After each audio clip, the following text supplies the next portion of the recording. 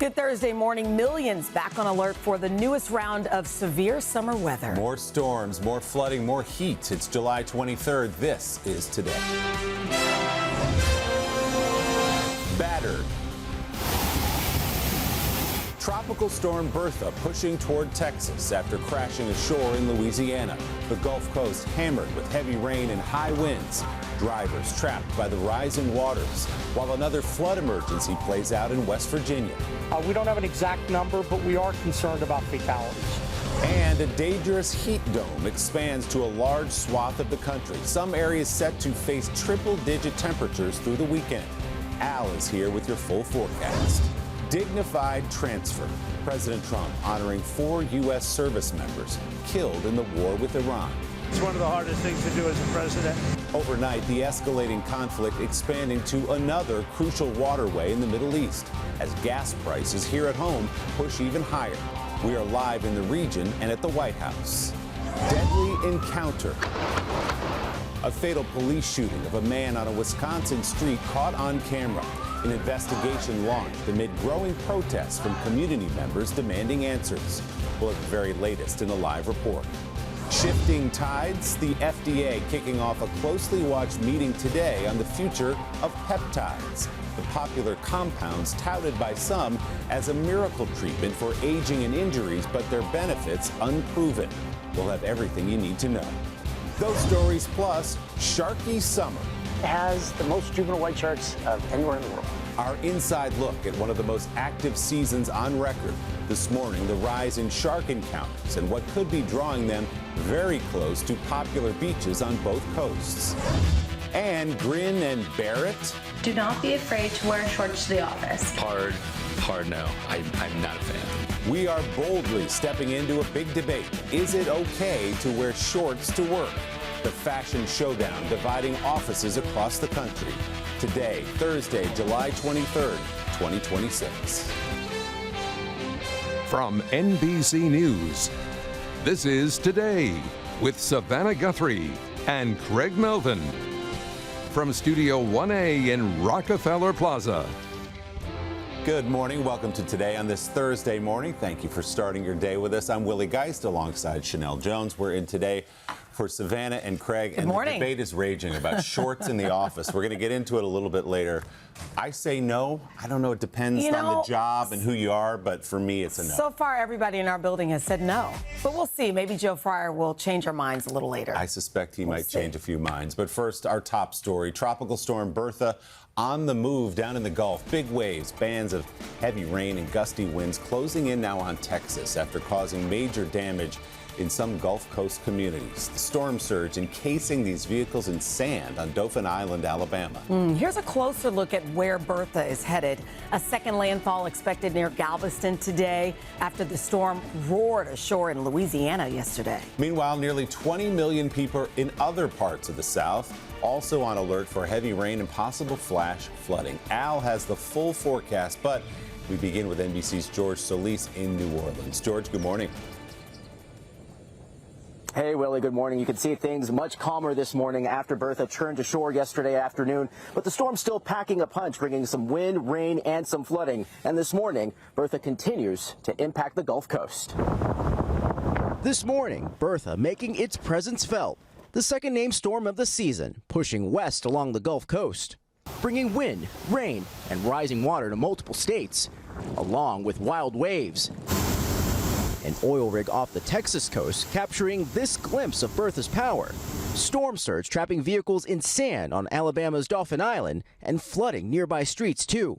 In Biloxi, Mississippi, beachside businesses moving out of harm's way, with powerful winds taking down a Waffle House sign near Edgewater, Florida, and bringing bands of rain across southeast Louisiana. In Venice, Louisiana, near the mouth of the Mississippi River, we met fisherman Chris Glass, who was not taking any chances. We had flashbacks of Katrina or Ida. You know, that was rough. So you just better to be safe than sorry? Absolutely. Farther north, communities reeling from days of relentless rain, with floods overcoming bridges and roads in Tennessee. In West Virginia, these dramatic aerials showed the devastation left behind by severe flooding. Dramatic home camera footage showing a man quickly pulling a child to safety. At least 100 rescues have been carried out in the state in recent days, and the governor says some people are currently missing. We don't have an exact number, but we are concerned about fatalities. This morning, Bertha is moving west across the region, providing a pre-season warm-up for the hurricane season to come. Yeah, and Willie, many residents, of course, very grateful that the storm was not more severe. And again, Bertha is expected to make a second landfall near Galveston, Texas, as a weak tropical storm. Willie? All right, we'll be watching it. George Solis starting us off in New Orleans. George, thanks. Al's back this morning tracking Bertha, other storm threats, and a new blast of dangerous, brutal heat. Al, good morning. It is a busy one. Thank you, Chanel, and good morning, everybody. We are looking at tropical storm warnings from west of Galveston all the way to Houma, Louisiana. This system now is starting to move and get itself together as it makes its way toward a second landfall, as you just heard. Right now, 95 miles southeast of Lake Charles, 45-mile-per-hour winds. It's forward motion now picking up northwest at 13, makes landfall sometime around Galveston around this afternoon, and then continues on, becomes a weaker low pressure tropical depression. We look for maybe 2 to 3 inches of rain south of Corpus Christi on across into Mexico. Now, we've got another area of severe weather along this frontal system. We've got flash flood watches and warnings stretching from Elizabeth City all the way back to Chattanooga, just to the north of Atlanta, and on into parts of Alabama. Rainfall amounts could be 4 to 5 inches along the southeastern Atlantic coast. And then the heat. Out west, it is going to be a scorcher. We've got 50 million people from Texas all the way to the Pacific Northwest under heat watches, heat warnings, and heat advisories. Cooler highs here in the Northeast. Look at these temperatures. Today, Boston, you're going to be below average at 78. Louisville, 81. But down to the south, heat indexes triple digits. Jacksonville, New Orleans, Midland, Texas, Amarillo. Tomorrow, even cooler. New York City, we're going to be below average. It's going to be gorgeous. 83 degrees, 81 in Cincinnati, Nashville, 88. But that heat dome builds out west, and we are looking at triple digits into early next week for Dallas, for Roswell, New Mexico, close in Denver. Sacramento will see temperatures in the mid-90s. Same in Phoenix. Even Billings, Montana, way up into those triple digits. Willie? All right, Al, thanks. We'll see you again in just a bit. The other major story this morning is the war with Iran, the U.S. carrying out a 12th straight night of airstrikes, just hours after President Trump attended the dignified transfer of 4 American service members killed in the war. We have complete coverage, starting with NBC's chief White House correspondent, Garrett Hake. Garrett, good morning. Hey, Willie, good morning. President Trump continues to order these strikes, pounding away at Iran's coastal defenses and weapons stores, hoping to loosen the regime's grip on the Strait of Hormuz.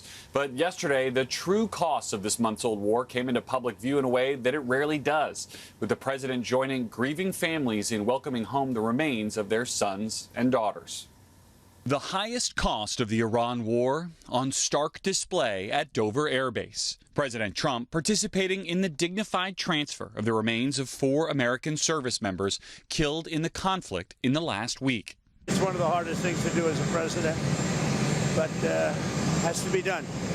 Later, at a campaign-style rally outside Atlanta, the president acknowledging the parents of Lieutenant Tyler Feehan, who flew from Dover home to Georgia aboard Air Force One. To Sherry and Stephen and David, we will carry Tyler's memory in our hearts forever. With negotiations to end the war stalled, the president escalating military strikes against the Iranian regime, which continued for a 12th straight night. He's also threatening Iran's infrastructure, vowing to destroy the country's bridges and power plants each time Iran attacks a ship in the Strait of Hormuz. They're not ready to make a deal. Iran's foreign minister on social media vowing an eye for an eye while threatening U.S. allies in the region. On Capitol Hill, the Trump administration has been pushing for more money for the war. And last night, House Republicans passing a bill that provides over $1 trillion in annual defense spending and advanced a measure that would provide more funding for the Iran war. But both face uphill partisan battles in the Senate. And yesterday, the human cost in the spotlight. 18 service members confirmed killed and the number of injured in dispute, which led to this fiery exchange with UN Ambassador Mike Waltz. You don't even know how many U.S. troops were wounded in this Iran war. Shame on you for not even know basic facts. You are the U.S. ambassador, and you don't even know how many U.S. troops were wounded in the Iran war. You got that wrong. You should be shameful. With no diplomatic breakthrough in sight that could end this war, Secretary of State Marco Rubio was asked overnight about the prospect of replacing the United States-Iran negotiating team. Rubio's answer suggests that's unlikely. He told reporters that talks with Iran remained a combined effort and that America's lead negotiator ultimately is President Trump, who sets the policy. Willie? Garrett Hake at the White House. Garrett, thank you. Meanwhile, there are new concerns about the future of oil and gas prices after Iran-backed rebels attacked tankers in the Red Sea. NBC's chief foreign correspondent Richard Engel joins us from Jerusalem with that part of the story. Richard, good morning. Good morning, Chanel. For the last 5 months, we've been talking a lot about the Strait of Hormuz, and you just heard Garrett's report there. The Strait of Hormuz is vital for as a passageway for oil and gas, but overnight, a Yemeni-based group backed by Iran, the Houthis, said they carried out attacks on 2 Saudi oil tankers in the Red Sea. This is a new front in the conflict. The Red Sea is responsible not just for the flow in gas, but a full 12% of all of the world's global trade. The attacks in the Red Sea were condemned by Secretary of State Marco Rubio, and this second front has the potential not to just disrupt flows in the Strait of Hormuz, but across the region. So this is a vital development, has very significant economic consequences, and potentially we are just getting started. And like the Iranians, the Houthis said that they carried out this attack on those Saudi tankers in the spirit of an eye for an eye in conjunction with Iran related to the U.S.-Iran war, which does seem to be expanding.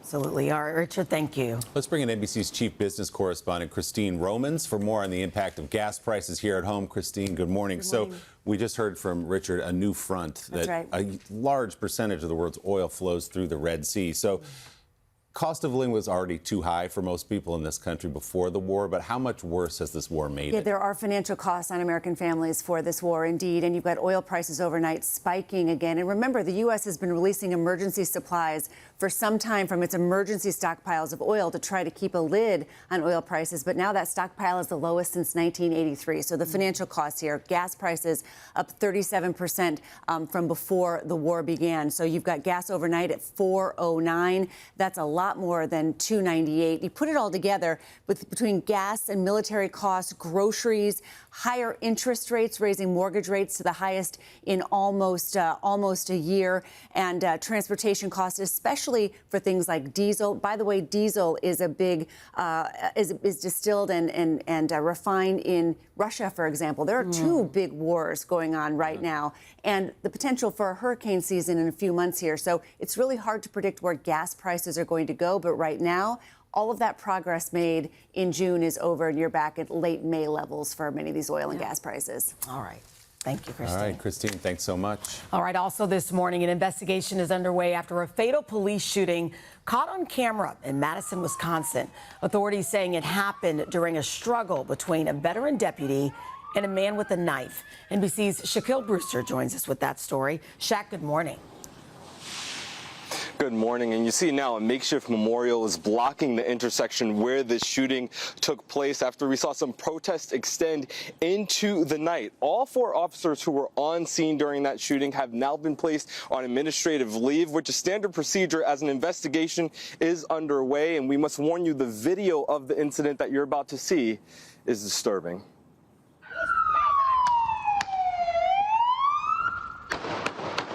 This morning, an investigation is underway. Shots fired incident, and PD has 1 injured. After a police officer in Madison, Wisconsin fatally shot a man who investigators say pulled a knife during a scuffle with deputies. An officer was injured by this while attempting to arrest him. Multiple bystander videos capturing different angles of the shooting. Police say it took place after a man fled from officers who were responding to a report of an individual stealing bicycles and checking car doors. As a patrol SUV pulls up, the unidentified man is taken to the ground before 3 shots are heard and the man stops moving. Police say a taser was initially deployed by the officers, but it was ineffective. 2 officers were taken to the hospital, including one who was injured by the knife and fired his weapon. The department releasing this photo of the blade they say injured the officer. When a knife is produced during officers' apprehension arrests, the overall situation is clearly elevated. Madison's police chief says none of the officers were wearing body cameras, which are not widely used in the city, and implored the public not to read into bystander videos. It is not a full overview of everything that was visible from different angles, certainly visible from the officers. Following the deadly shooting, upset residents taking to the streets demanding answers, as the governor called for transparency and accountability in any investigation. All the witness interviews, all the videotapes, all the forensic evidence, the doctors, the statements, it's all going to be looked at by an independent authority, and then they're going to make a determination. Was this a justified use of force? Now, as of this morning, neither the man who was killed nor the officer who fired those shots have been publicly identified. This is now being investigated by an independent agency led by the state's Department of Justice. We know there will be what the officials are calling a thorough investigation there, as many members of the community here are waiting for answers. Chanel? All right, Shaquille Brewster, thank you. Now to an incredible close call caught on camera. Watch this. A white semi-truck hauling a forklift knocks down power lines, ripping a utility pole from the ground, sending it flying into the air. Happened in Toms River, New Jersey yesterday. Somehow, that utility pole did not hit any vehicles. And thank goodness no one was injured. My goodness. All right, turning back now to the weather. Al has the rest of your forecast. Mr. Roker? Good morning, Ms. Jones. We are looking at a beautiful, nice day around the Great Lakes into the Northeast. Perfect for outdoor activities. Again, that flood threat along the southeastern Atlantic coast. Bertha churning away there in the Gulf. Monsoonal moisture continues in the southwest. We're going to be watching that very closely today. Plenty of sunshine up and down the west coast. Toasty temperatures. Southern California, Los Angeles today, 93. 97 in Medford, Oregon. That's what's going on around the country. We're going to get to your local forecast in the next 30 seconds. The hills are alive with the sound of music. Back at 7:30 with an iconic moment in Hollywood history. The legendary Julie Andrews belting out the sound of music. And the beloved actress just announced a new documentary on her life and career is in the works. We're going to have more on that coming up in just a bit. I mean, that performance and then so much more after. She's incredible. Universally loved. And still doing it. Yeah. Can't wait for that. All right, first up this half hour, the rapid expansion of artificial intelligence and the growing backlash against the infrastructure required to support it. Data centers are popping up across the country, leading to a battle over their future. NBC's Ryan Nobles joins us with a closer look. Ryan, good morning. Hey, Chanel and Willie, good morning. Loudoun County, Virginia has often been called Data Center Alley. The once suburban community, roughly an hour from Washington, D.C., started investing in data centers more than 20 years ago. But its growth has tripled in the last decade, leading to some unintended consequences that are similar to growing concerns all over the country. We are watching. The fight over the future of data centers is heating up. More than 3,000 data centers like these have been built across the country, each facility requiring a great deal of land, power, and water. It ain't nothing but a poison. Now, today, the White House prepared to unveil a plan to curb the skyrocketing power costs associated with the technology's rapid growth. The explosion in data centers here in Loudoun County, Virginia is like no place in the country, with 200 here already and plans to build at least 100 more in the near future. It is the first thing we see every morning. Yeah, and it wasn't like this when you bought this. No, when we moved in, it was mostly trees. Yeah. Hari Dewey is the mother of twin 9-year-olds. She wasn't prepared for this massive, sometimes loud data center outside her front door. I am not sure why they chose a very random place in the middle of a residential area to build this monstrosity of a building. Hari told us the constant noise from the data center keeps her kids up at night. She's worried about the impact on the value of her home. Who is going to want to come and buy a home, and this is the first thing we see? She is not alone. As data centers continue to pop up across the country, so too does the backlash. These data centers have got to go. Prince George's County in Maryland voted this month on a 2-year moratorium on data center construction. In Utah, residents pushed back so hard against a proposal from Shark Tank star Kevin O'Leary that he cut the project in half. O'Leary telling NBC News he had no choice given the public's opposition. But the growth is directly tied to consumer demand for artificial intelligence. OpenAI's Sam Altman believes there is room to satisfy the demand without interrupting daily life. We have a huge country and there's a lot of places we can put data centers and build enough electricity that I think everybody can be happy. Buddy Reiser oversees data center development in Loudoun County. He points to the industry leading to thousands of construction jobs and a tax benefit of close to $7,000 per household. We've added over 1,000 acres of parks and recreation, transportation, affordable housing. Hari admits she is using AI technology a lot, and she understands the need for data centers. What she's asking for is better planning. Yes, obviously technology moves at, light speed and it's ever changing, but this needs to be more thought out. Now, Vantage Data Centers, which operates the site near Dewey's home, says that in part it is committed to being a responsible long-term neighbor and that it's in full compliance with applicable local noise ordinances, but also pledged to work to address the concerns of local residents. Chanel? Ryan, as you mentioned, it's not just the D.C. area. What other parts of the country are seeing the most construction plans? Yeah, well, Chanel, according to a new recent Pew Research report, more than 1,500 data centers are currently in the development stage, and the rural South is the focus of much of it. Texas and Georgia are the two other biggest states for new data centers, along with Illinois and Arizona. Almost every part of the country is dealing with this explosion in technology. It's coming. Chanel? All right, thanks, Ryan. Still ahead this morning is new music from Destiny's Child on the way. More than 2 decades after their last album, Chanel perked up. What Beyonce's father is saying about that later in Pop Start. But first, Joe Fryer is here with the long and short Here we go. of a heated office debate. I don't even think I need to say anything for this tease. I can't unsee you. Just this. How do you feel about this? I can tell Willie is disturbed. We're going to dissect shorts in the workplace coming up when Today returns. We are back as Dylan joins us. Good morning with the workplace debate for the ages. Should you ever wear shorts at the office? You're going to want to weigh in on this one, Dill. More and more people now saying yes, but as you can imagine, there's a bunch of pushback to that. NBC's Joe Fryer has said yes this morning with that story, taking his assignment very seriously. Joe. This is research, right? Research, all right? I call this the workplace mullet. Business on top, party down below. I think I'm proving the point that maybe for my job, this is not the most appropriate. But for those who aren't on TV, shorts might offer some relief from the heat, though you could still catch some heat from your coworkers. It's a couture controversy, bickering over britches. Normalize business shorts. And no one is short on opinions. Don't wear shorts to work.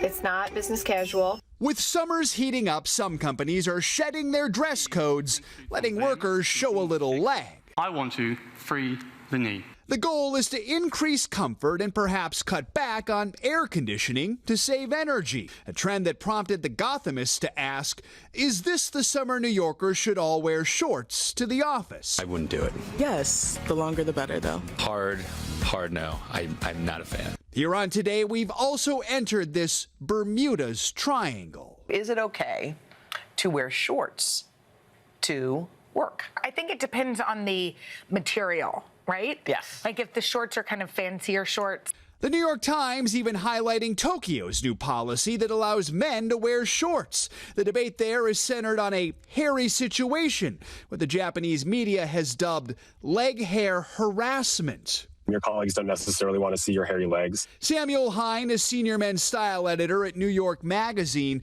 And while he doesn't believe in blanket pronouncements about what's okay to wear... You are a style expert. What say you?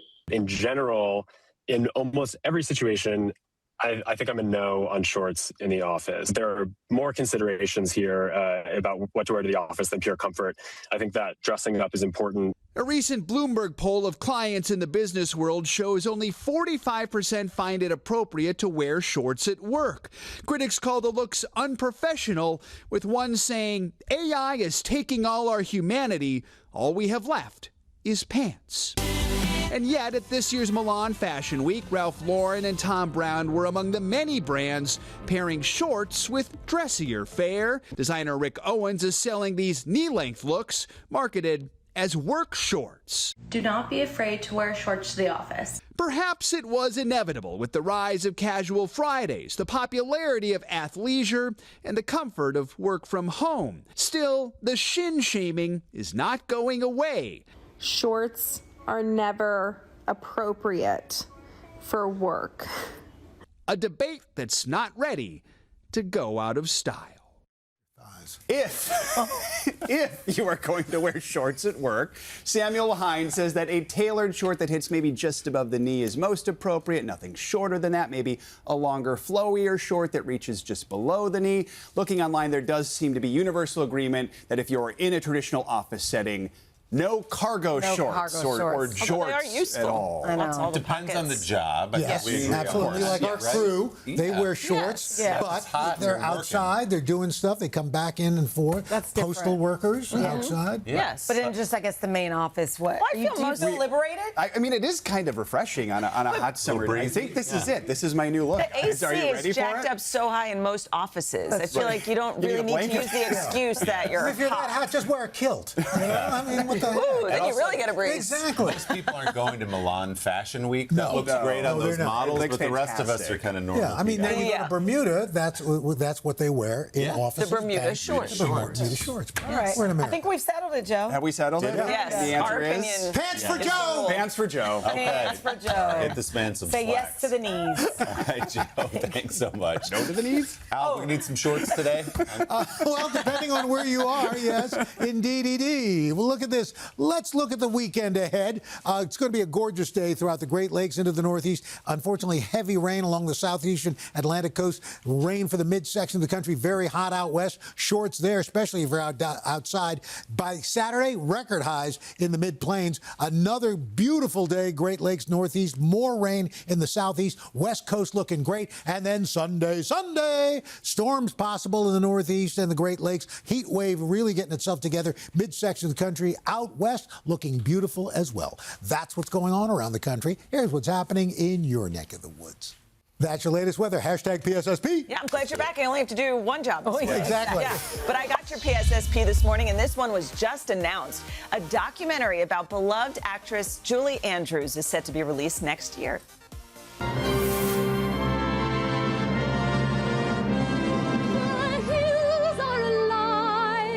The sound of music,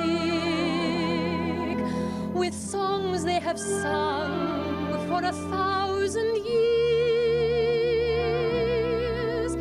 Did everyone at home just put their arms Yes, out, throw them up into the air? Andrews, of course, the beloved star of The Sound of Music, Mary Poppins, The Princess Diaries, and so many more films adored by generations. The documentary promises an intimate and revealing look at the Oscar winner's life and meteoric rise, as well as never-before-seen archival footage and candid new interviews. Director R.J. Cutler says the 90-year-old actress gave her full self to the project. There is no official release date just yet or a title, but it will hit Disney Plus sometime in 2027. I read her memoir that came out in 2019, and it was so fascinating, the behind the scenes and the hard work she put in for so many of these films that seems so effortless. Just so lovely. Lovely, talented, classy. All the things. We love her. All right, well, we'll get to the rest of Pop Start in just a bit. And I Spy, which means our boost is on the way. Yes, okay. Good morning, y'all. Most of us are willing to go that extra mile for someone we love, but what about 13.1 of them? We'll explain with a real heartwarmer right after this. We are back at 7:50 on the dot with Jenna's Morning Boost. I mean, just clicked over there. I like it. Okay, well, Emma from Missouri was preparing to run her very first half marathon. She was nervous and spent months asking her boyfriend Jason to run it with her. He repeatedly told her no. But guess what? The whole time he was secretly training. And when Jason dropped her off at the race, he gave her a big surprise. Take a look. What? You're making me nervous. What? Nuh-uh. Nuh-uh. You're lying. No. No, you're lying. Are you doing it really? I've been running every weekend since the last one that you ran to run it with you. I have lied to you so many times over the last 2.5 months about what I'm doing. I feel so much better. That's so sweet. Wow. She immediately, obviously, burst into tears. Jason said he watched her nerves completely disappear in that moment. They ran the entire 13 miles side by That's beautiful. That's amazing. I know. Don't you feel like this? That. Their story's going to end. That's a green flag. Cross another finish line. The greenest. Although I wonder what she was wondering what he was doing on the weekends when he disappeared for all I bet he the woke up super early and trained. Yes. If I know Jason, I bet. And if I know Emma, she didn't question it. Yeah, that's really cute. All right, well, still to come this morning, we've got a blast from the past coming your way on Pop Stars. The music history, this Roxette classic just made nearly 40 years after its release. But first, your local news and my weather. high school wheel. Yes.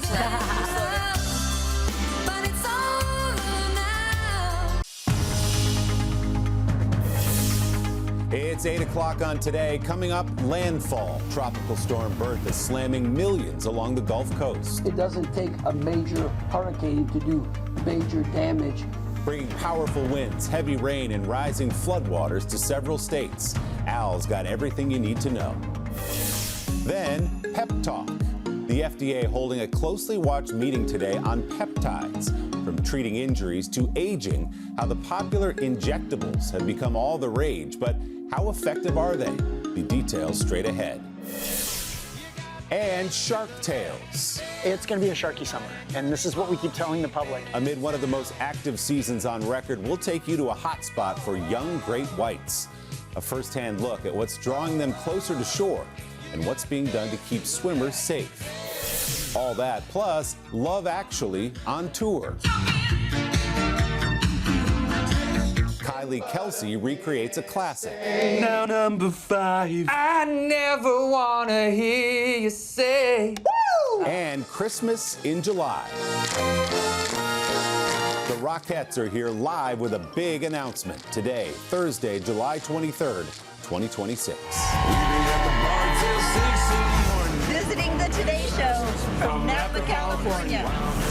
Iowa, Illinois. West Virginia. Palm City, Florida. And Conway, Arkansas. Let me see it. Today I turned 10. Girls trip from Texas. We love and miss you, Poppy. Hi, Dorothy. In Atlanta, Georgia. And Columbia, South Carolina. On Courtney's 50th birthday trip. Here on our honeymoon from Wichita Falls, Texas.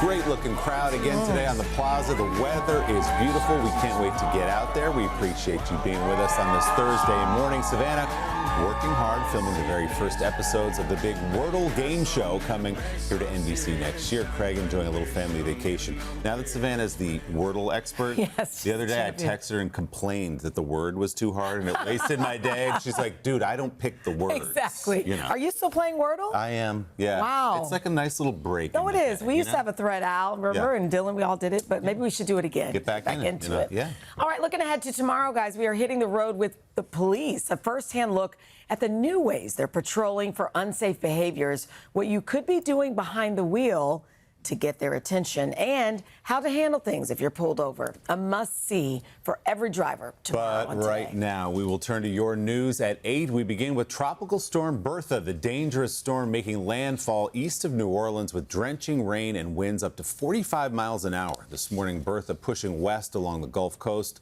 an oil rig capturing a glimpse of the storm's power.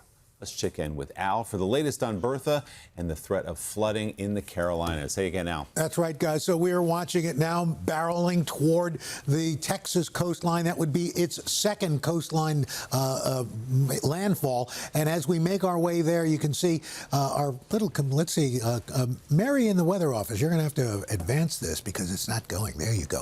145 miles west-southwest of New Orleans, 45-mile-per-hour winds moving west at 13 miles per hour. We do have tropical storm watches and warnings along the coast, and that makes landfall somewhere near Galveston later this afternoon, then continues as a tropical depression, bringing anywhere from about 3 to 4 inches of rain, especially south of Corpus Christi. Now, as we move to the southeast, we are going to be looking at heavy rain making its way, a training along this system that's going to be bringing flash flood watches and warnings from parts of Mississippi all the way into the southeast. And in fact, we could be looking at upwards of 3 to 5 inches of rain from Elizabeth City down to Jacksonville. And then we've got the heat to deal with. Right now, we're looking at cooler conditions in the east with temperatures anywhere from 5 to 10 degrees below average. But look down Jacksonville, New Orleans, Amarillo, Midland, all heat indexes in triple digits. And tomorrow, even better as far as the temperatures are concerned. Northeast, Great Lakes, all the way down into the southeastern Atlantic with temperatures anywhere from 5 to 11 degrees below average. But out west, we've got this big heat dome, triple digits, close to that in Kansas City, triple digits, Dallas, Roswell, Denver, Billings, Montana, on into early next week. Savannah? I'm sorry, Chanel. All right, thank you, Al. Well, also this morning, French police are investigating the death of a modeling scout in Paris who had deep ties to the late convicted sex offender Jeffrey Epstein. At least 5 women have accused Daniel Siad of rape and human trafficking, allegations he had previously denied. NBC's Kelly O'Donnell has more. Kelly, good morning. Good morning, Chanel. The long and sordid saga surrounding Jeffrey Epstein now includes another, so far unexplained, death. Daniel Siad had been under investigation in France, his death a mystery near Paris. That may further complicate efforts to investigate the accounts of survivors who say they have been waiting for some measure of justice. This morning, a new investigation is underway to determine what caused the death of a modeling agent named Daniel Siad, a man with long ties to Jeffrey Epstein. Ties so extensive that Siad's name appeared nearly 2,000 times in the trove of Epstein documents released by the Department of Justice. In one message to Epstein, Siad wrote, "I had 2 girls from Sweden, a Slovakian, 2 French." Epstein asked about age. Siad responded, 26, but she looked 18. In a separate email, Siad wrote about a 20-year-old woman, that she looks younger. In a TV interview earlier this year, Siad attempting to distance himself from the late sex offender. He was such a powerful person, and how can I not trust him? French officials say they were actively investigating Siad, including tapping his phone. The Paris prosecutor's office says 24 women have come forward or been identified to report incidents where they were victims or witnessed activity involving Siad and other suspects. One of his accusers, former Swedish model Ebba Carlsson, filed a formal complaint against Siad earlier this year, alleging he raped her in 1990 when she was 20 years old.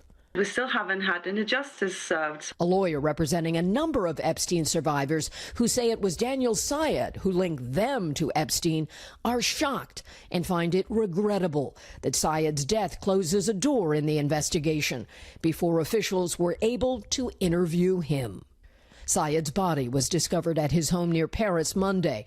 His lawyer said that he always proclaimed his innocence, also noting that he was never prosecuted. French authorities are waiting on that autopsy report.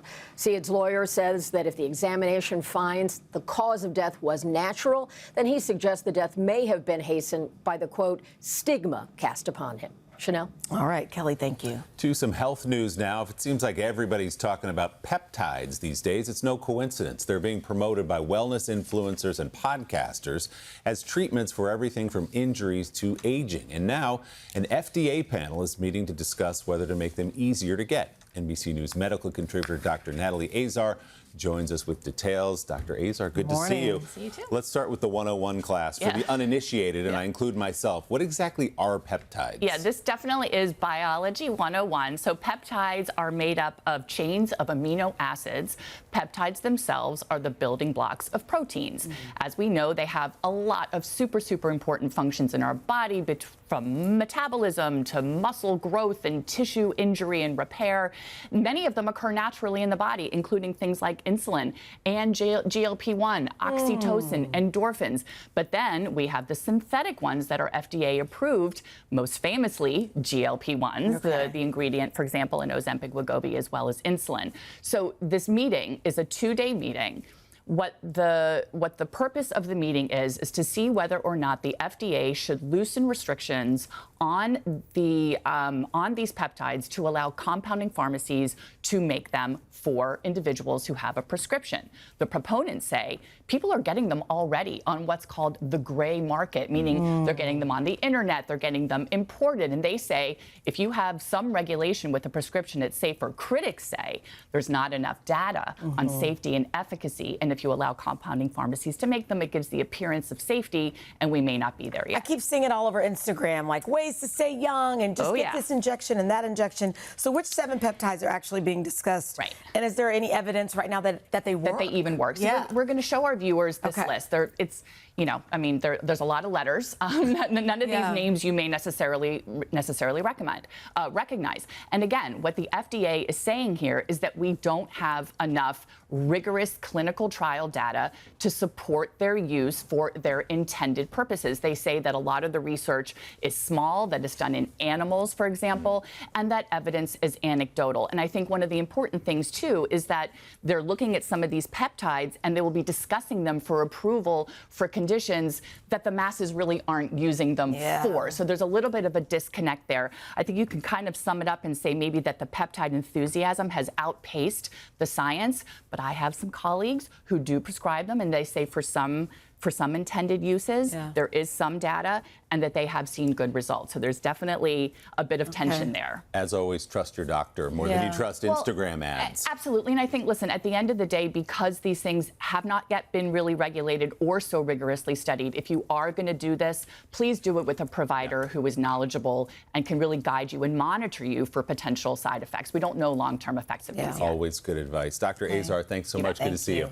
To the NFL now, the Kansas City Chiefs unveiled their first renderings of their future home yesterday. Do you want to see? Yes. The $3 billion stadium is expected to be ready for the 2031 season. It features a fully enclosed roof with translucent panels. You see those at the top? The building will hold 70,000 fans and is designed to maximize crowd noise. The Chiefs have been playing in their current home, Arrowhead Stadium, since 1972. I mean, Arrowhead is so loud already without the roof. I can imagine what it's going to sound like. I like the translucent panels, though. You get the sunlight in there. Cool. Very cool. 2031 coming There we go. soon. All right, Dylan, what's ahead on Pop Stars? Does it come with the sunset? Yes. Yeah, I was just wondering. It looked beautiful. We have a busy one for you in Pop Star, including what Beyonce's father just revealed about new music from Destiny's Child. But first, we are diving into one of the most active shark seasons on record at a hot spot for young great whites, very close to a popular California beach. What it's teaching researchers about their habits and the waters we share right after this.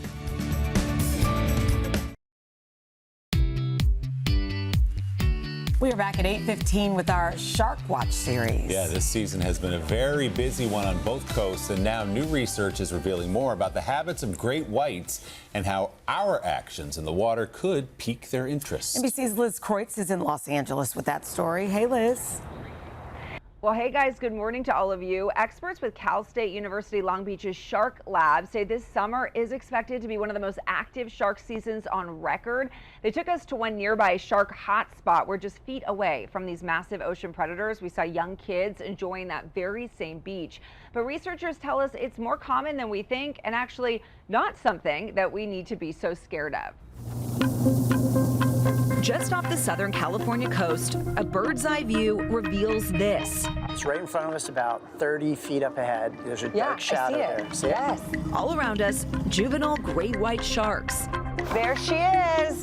Chris Lowe and his team at Cal State University Long Beach's Shark Lab took us to this public beach just north of Los Angeles, a place researchers call a shark nursery. It has the most juvenile white sharks of anywhere in the world.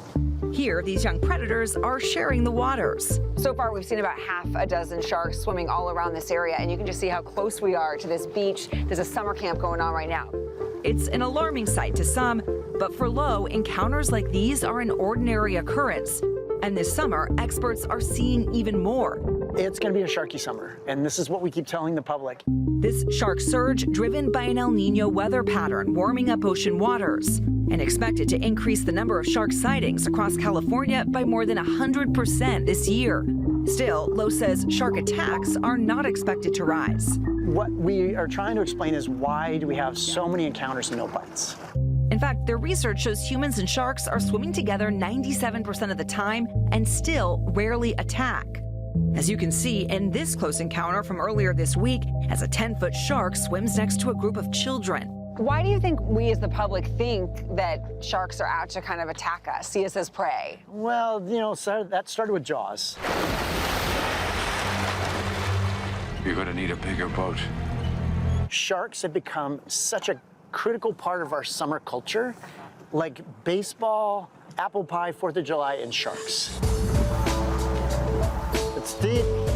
It's part of the reason researchers are trying to understand the great whites' senses.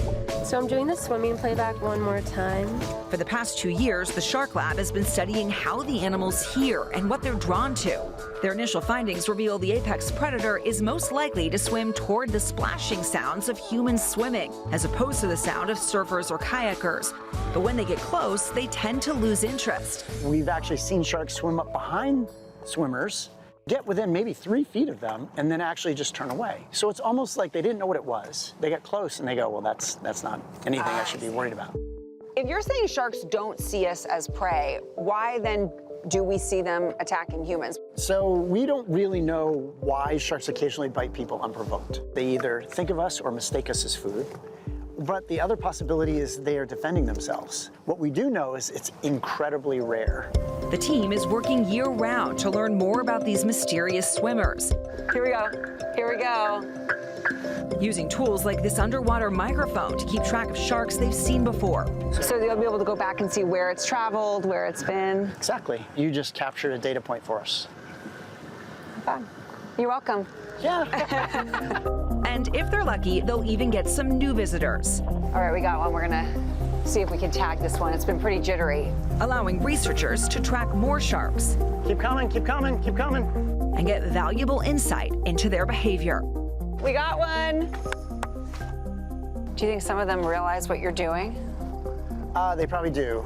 They've probably recognized this boat before. That's the thing that I think I've really learned the most, is that they're smarter than we give them credit for. And a little friendlier, maybe. Oh, they are. I think they're definitely misunderstood. Misunderstood, guys. And so far, the Shark Lab has tagged about 380 sharks across Southern California. And they even have buoys in the water that can then ping lifeguards on the beach to alert them if one of those sharks is swimming nearby. Guys. All right, Liz, cool. Thank you. That is really cool. Sharky summer. I like it. Yeah, Sharky McShark face. Although I don't want to swim simultaneously. Like that's. I'm good. Yeah. I just stay out. Yeah. Like up to the ankles, I'm good. Yeah. Especially when you see the fin out there. Yeah. Yeah. All right, Al, what do you look? Don't forget, check us out, Sirius XM Channel 108. But right now, best time of the morning. Upstart. You guys ready for it? Let's got a lot to get to while Carson is off doing The Voice this morning. Let's start Pop Start with Love Actually. In the 2003 holiday classic we all know and love is now heading on tour for Love Actually in concert. You know how excited we are about this? This excited.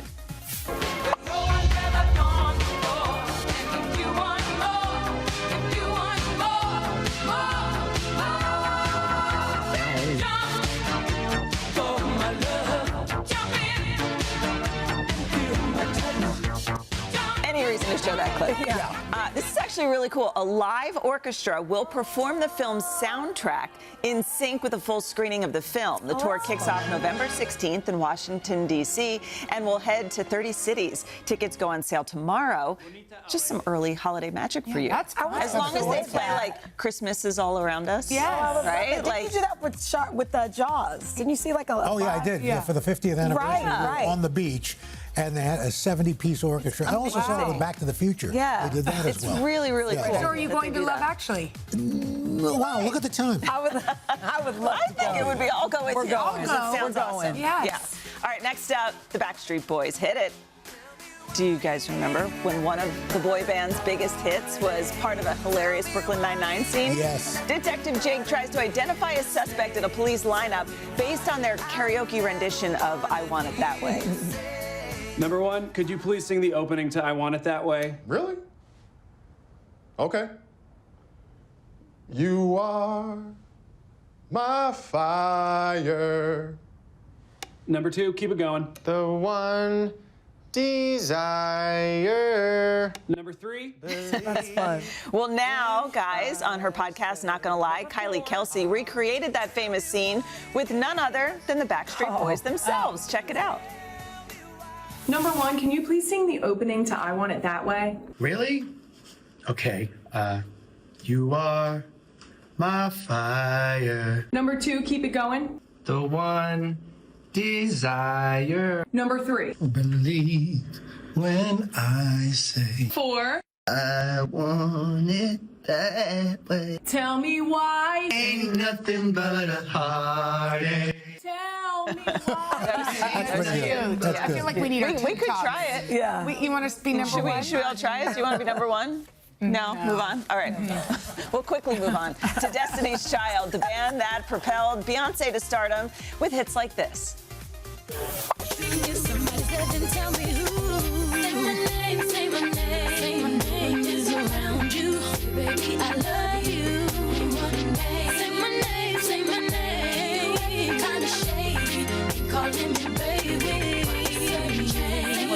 A lot of sing-alongs here. I know. Everybody's singing. Great news for fans, though. New Destiny's Child music is on the way. Beyonce's father, Matthew Knowles, who managed the group, revealed the news on SiriusXM's Page 6 Radio. Take a look. And what we're doing now is we're about to market a bunch of new remixes, some you've never heard before. Wow. From Destiny's Child. Oh, when can we expect that? In the next 30 days. Oh, okay. 30. Hey. Okay, I love it. It's coming soon. He didn't specify if the new tracks would be part of an album or not, but he did say the music features guest rappers, including Missy Elliott. This comes 2 decades after Destiny's Child's last album. Remix. We'll see what happens. Yeah, the remixes. Yeah, those will be fun. We'll see. All right, finally, Roxette, the 80s hit makers, are hitting a big milestone for their song, It Must Have Been Love. Roll the clip.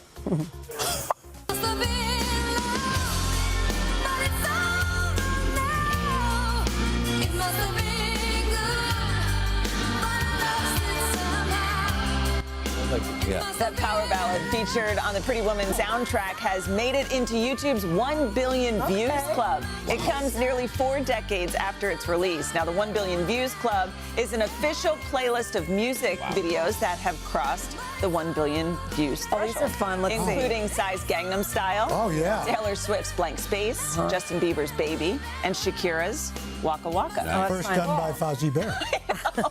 Not to be confused with that Waka one. Waka! A little different. That bear don't lie. No, it didn't have the hips on that one. We are back with what to shop this week. Ready or not, the end of summer is coming into view very soon. Happy. The kids go to school. I actually love summer. Okay. It's just so delightful. But you know what? This is coming. So we're going to be settling back into our routines again, whether that's heading back to school, the office, or really just getting organized. So here to help with some essentials from Walmart, tech and lifestyle expert Mario Armstrong. Good morning to you. Good morning, Chanel. And a reminder to all of you guys at home, you can scan that QR code right over there and just shop right along. If you see something, just go ahead and they click better and get buy this it. shopping and scanning because Walmart brought it with these items that we have today. It's starting with the JLab Bluetooth earbuds. Okay. Under $20. Where can you find earbuds that Mario likes that actually says sound great? I was about to say, because I feel like I listen to you because you like the sound and the quality and all of that. Absolutely. I'm not going to talk about something that's not, I haven't used or that I feel is really great out there. So these are wonderful, a variety of different colors, over 30 hours of battery life. And if you pick this up, it's really compact. Look at that. And it has a charger with it? That's the charging case with it. And the cable just plugs right in. So no loose cables to get lost. If you lose these on the train or your morning commute. Worst case scenario, they're $20. $20. So great for work, commuting, workouts, music in between classes. Really great item. All right. Is it time for laptops too? I guess it is. Everybody always asks me, Mario, what's the laptop this season? So I really love the Chromebook that we have here from ASUS. Now, I have an ASUS in my household, so I love this brand, real quality. But I want you to feel how light this is. That's what I was just, honestly. Pick that up. Feel how light this is. Oh, yeah. Super lightweight. And this is a 15-inch full HD screen. I was just about to say, I like that it's bigger screen. Big work spreadsheets, PowerPoint presentations, whatever. Not $199. And it's durable. It's a military-grade durable on this as well. 13 hours of battery life, so it'll last you all day. Put it in your backpack, your tote bag. You can take it across campus. These are some good deals. Really good stuff. All right, let's talk about this. this. That's what I was saying. Scan those QR codes. Not bad, not bad. A 2-in-1 water bottle here. Yeah, not just any 2-in-1 water bottle. This is a stainless steel, but what's really unique about this is that it has a lock switch. I'm going to point that out, and I want you to... What do you mean? So you close the top, right, and then you lock it, and then it can't open. So it doesn't spill? So if I press the button to open this, it won't spill. But if I unlock it and then press the button to open it, it'll pop right open if I can get it there. That's good. And they're cute. They have little patterns and stuff like that. They have different varieties, different colors, one for everybody. And what's really great, too, is that this will keep your water or juice or whatever cold for like 16 hours. This is under $16. But you can drink from it from two ways. So it's got the straw built in, as you can see here. Okay. And then you can also just chug it. You can just pop it open and chug it. And you can open it up, easy to clean, and also to get some ice cubes in there if you want to do that as well. All right, that's a yes. That's an easy yes. You got to stay hydrated. The kids and everyone needs to be hydrated. All right, and this next one here. This is a lunchbox, but not any lunchbox. That's why I'm saying quiet, because it's got to be doing something besides just... Well, you can see how thin this is, right? So this is a freezable lunchbox. No new ice packs needed, Mom and Dad, to throw into this. So I put this in my freezer. I literally used this when I was on my commute here, and I put it in the freezer the night before. Packed my lunch. As you can see, you can get a lot. So you put it in the freezer the night before, and in the morning, if you're packing your child's lunch or packing your own, it keeps everything cold. You don't need the packs anymore or anything. That's exactly right. Keeps it cold for several hours, and it's got freezable gel on the inside.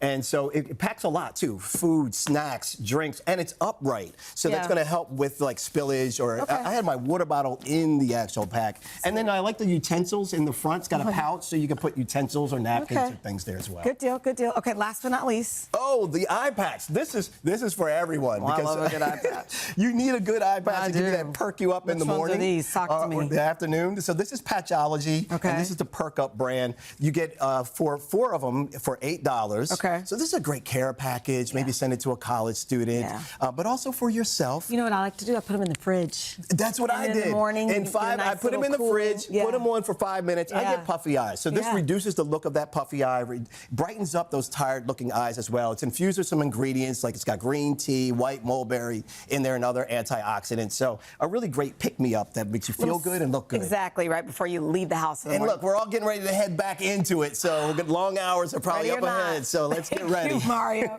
To shop these essentials, again, scan our QR code or head to today.com/shop. And a reminder, Today earns a commission on purchases made through our links and QR codes. Just ahead, we are stepping into a fairy tale, a hotspot in the English countryside where more Americans are choosing to settle down. But first, this is Today on NBC. Back at 8:43 with what's become a growing trend, Americans swapping a life here in the U.S. for England's storybook Cotswolds. Yeah, they're being drawn in by its charm, by its pubs, and a slower pace of life. NBC's Molly Hunter is there getting a taste of that country life. Hey, Molly. Guys, good morning from the heart of the Cotswolds. This is quintessential English countryside, just like you've seen in the movies, just like you imagine it. And Americans are loving it. Take a look. Rolling green hills, ancient churches, grazing livestock, and the traditional Honeystone villages. Just an hour from London, the Cotswolds is England at its most postcard perfect. And these days, American accents are becoming part of the soundtrack. Hello! This looks amazing. And I see some American faves. And a few familiar flavors have traveled across the Atlantic, too. Is that like an American-style barbecue sauce? Obviously. We have shrimp rolls that are like a New England-style lobster roll. Okay, from the New England girl. Perfect. Yes. Boston native Jess Ambrosi runs a deli in one of the most tourist-heavy villages, serving up a taste of home. I mean, we are essentially in the Hamptons of England. Yeah. And if the menu isn't enough, these shelves might do the trick. Last year, a record 5.6 million Americans visited the UK, and the Cotswolds was high on the to-do list.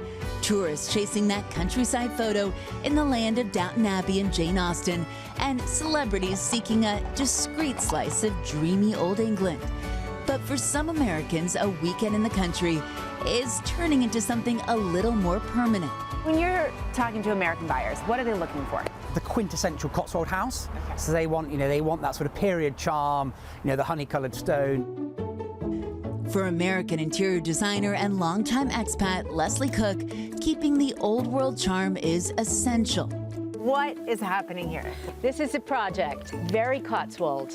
Absolutely Cotswold stone. It comes literally out of the ground. But the New Jersey native says American buyers may love the history, just not the floor plan. Oh, wow. It's amazing. This feels very suburban America, and that's a huge departure from these period houses. So this is all open plan. For Leslie, step one, open up all those cramped quarters. We had the idea of just clearing it out and opening this wonderful space. We were able to repurpose those areas down there. But of course, village life is part of the appeal. A local pub, a pint, and good company. You have a local. Well, this is it. And Leslie says, even as the clientele changes, traditional pub culture endures. The Cotswolds have just sort of exploded in the last 5 years. It became a brand almost. Texans Will and Kelly Woods are part of the new wave, falling in love with a cottage in a neighboring village, swapping the heat back home for a summer in the countryside. It's like a fairyland for me. I mean, it's green, it's beautiful. It's been amazing. People have just welcomed you. I mean, more than amazing. I mean, no, everyone. But we were more sequestered. Safe to say, they've settled right in. Biggest single surprise since you've moved here? Well, drinks parties, first of all, we don't do that, right? The drinks, I mean, it isn't a cocktail party, which is, it's not American. canapes and a cocktail. Yeah. What else have you gotten used to? We love to walk, and a lot. And you cannot walk in Texas in July.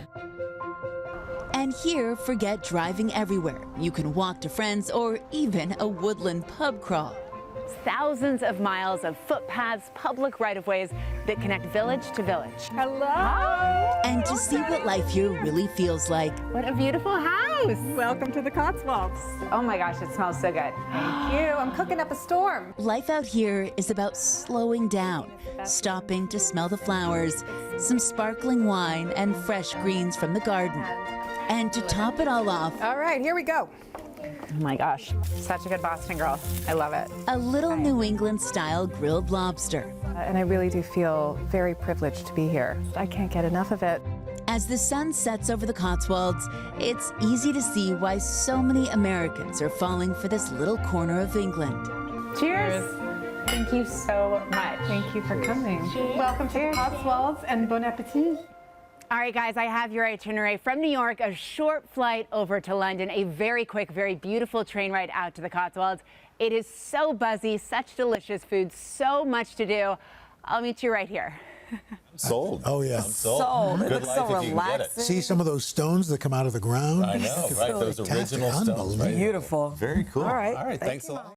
Hey, thanks for watching. And don't forget, you can catch the Today Show every morning on NBC or take Today when you're on the go. Just follow the Today podcast on Apple Podcasts, Spotify, or wherever you listen.